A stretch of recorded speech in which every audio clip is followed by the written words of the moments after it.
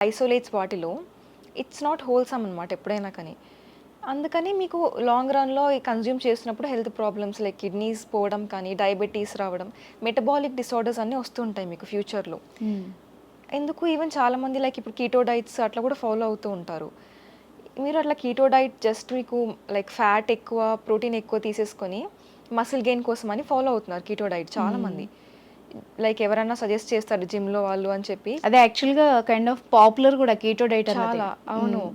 కానీ అది దానికి నెగెటివ్ ఎఫెక్ట్స్ అనేవి చాలా ఉంటాయి మీకు. ఓకే. ఇప్పుడు మీరు high amount of protein, high amount of fat తీసుకున్నప్పుడు ఏమవుతదంటే, హ్మ్. అది metabolism like protein metabolism, fat metabolism అవన్నీ అయితున్నప్పుడు బాడీలో, మీకు కిడ్నీస్ పైన లోడ్ అనేది ఎక్కువ పడుతుంది. ఓకే. మీరు ఎంత వాటర్ తాగుతున్నా, ఏమైనా లోడ్ అనేది ఎక్కువ అవుతుంది కిడ్నీస్ పైన. హ్మ్. అంతే కాకుండా చాలా మందికి తెలియనిది ఏంటంటే, కార్బోహైడ్రేట్స్‌కి ప్రోటీన్ స్పేరింగ్ యాక్షన్ అనేది ఉంటుంది. మీరది ఓకే. తీసుకోకుండా మీరు కంప్లీట్‌గా అవాయిడ్ చేసేసి, చాలా తక్కువ తీసుకొని, అదంతా స్పేర్ అవ్వాలనుకోవడం కూడా హ్మ్. మీకు మళ్ళీ నాట్ పాసిబుల్ హ్మ్. అనమాట. మీకు తర్వాత లైక్ ఎనర్జీ లెవెల్స్ లో అవ్వడమో, లేకపోతే ఆల్బుమిన్ లెవెల్స్ పడిపోవడం, ఇవన్నీ అవుతూ ఉంటాయి. మీరు టెస్ట్ చేయించుకుంటే అన్నీ తెలుస్తాయి మీకు లాంగ్ ఓకే. రన్‌లో. ఎప్పుడైనా కానీ ఒక్క డైట్ అనేది ఉండదనమాట. కాంబినేషన్‌లో అన్ని ఫుడ్స్ తీసుకుంటూ హెల్తీగా మీరు మసిల్ గెయిన్ అవ్వాలంటే అది హెల్తీ. అంతేకాని ఒక డైట్ ఫాలో అయ్యి చేస్తాము అంటే దానికి మళ్ళీ మీకు సైడ్ ఎఫెక్ట్స్ డెఫినిట్‌గా వస్తాయి.